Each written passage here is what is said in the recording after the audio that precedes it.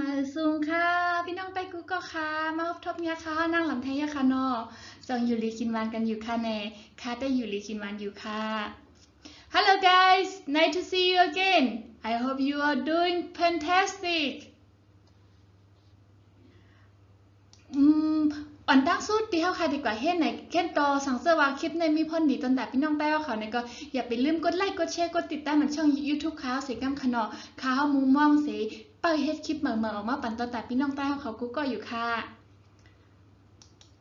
อ๋อค่ะเมื่อได้เฮาติมาให้ฮู้ลองสั่งในมาค่ะกับต้วยซ้ำกันค่ะเนาะ question words ก็คือเป็นลองขอถามในค่ะเนาะ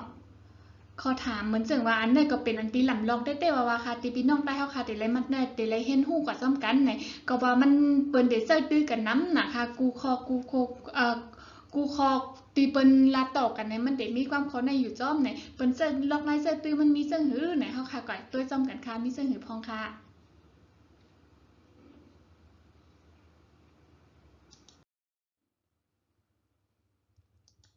เอาค่ะมาค่ะมาเฮาตัวจ้อมกันค่ะเนาะก็เป็นลองตีว่า how ในคะเนาะ how มันมีเจิ้งหือพองเดี๋ยวเลยใจเจิ้งหือพองในคะเนาะเอาค่ะมาด้วยค่ะhow เจิ้งหือในคะนะเอาค่ะ how many ก็คือหลายอันในคะเนาะนำกาหือในคะเนาะ how much ก็คือกาหือในคะเนาะ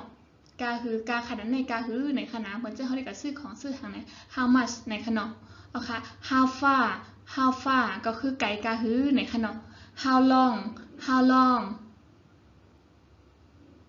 หึงกาหือในคะเนาะ how often ก็คือบ่อยแค่ไหนในคะเนาะก็ความใต้ก็เดว่าจ่องมันคือฮ่าจ่องมันคือ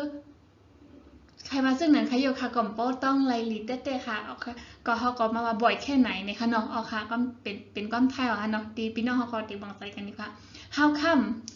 come ในก็เหมือนเจ้าหนังว่าที่ถือเป็นไลลาในคะเนาะเป็นไปได้ยังไงในคะเนาะเอาค่ะ how มาลาแทงกำหนึ่งค่ะ how ก็คือเป็นเจ้าหือในคะเนาะ how many ก็คือนำกาหือในคะเนาะ how much ในก็กาหือในคะเนาะ how far ไกลกาหือในค่ะ how long หึงกาหือในคะเนาะ how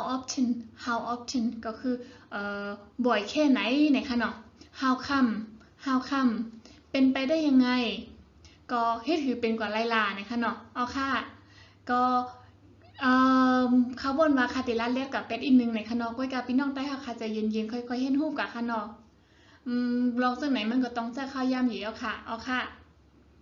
สังเสว่ามีดีพี่ดีปึงในก็แค่นต่อปล่อยว่างความปันสีกรรมค่ะค่ะเฮาย้อนน้อมเย็นๆนำๆค่ะเอาค่ะเฮาคำมัดด้วยแทงคะเนาะมีเจังหือพองอันข้าวติยกตัวอย่างมาปั่นขนาดว่าติดลองลกลายใจตีมันให้จังหือไหนก็เฮาค่ะกับต้วยกันกับต้วยจ้อมกันค่ะ How are you doing ก็คือเหมือนเจ้าหนังว่าสู้อยู่ดีอยู่ห้านะคะเนาะป้อความถามของมันเต้นเนาะแปลว่าป้อ How are you doing ก็เหมือนเจ้าว่าสู้เฮ็ดสังอยู่ล่ะในมันก็เป็นเจ้าไหนคะเนาะแต่ว่าถามเต้ๆก็เป็นอันที่หมันเมนเต้ๆก็คือสู้อยู่ดีอยู่ห้านะคะเนาะเอาค่ะมาด้วยแทงค่ะ How much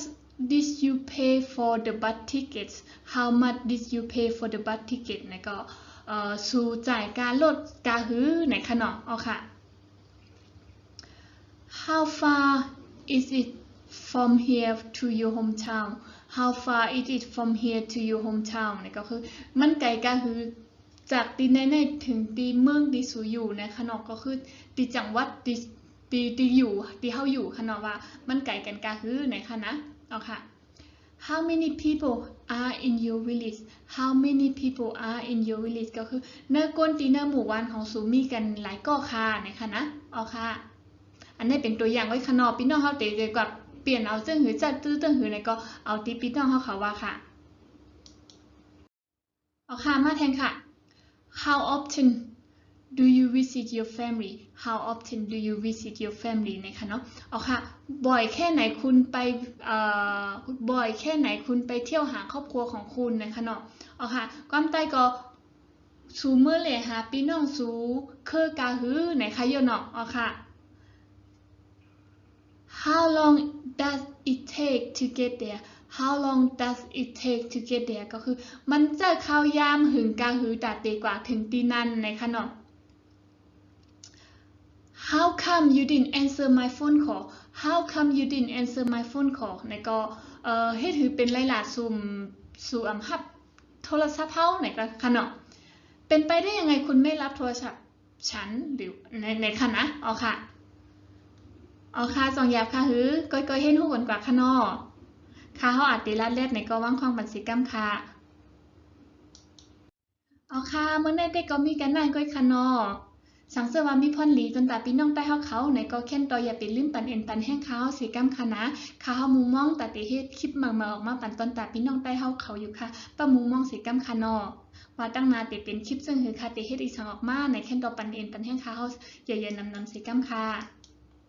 I hope you have enjoyed this video and hope to see you guys again soon เอาค่ะ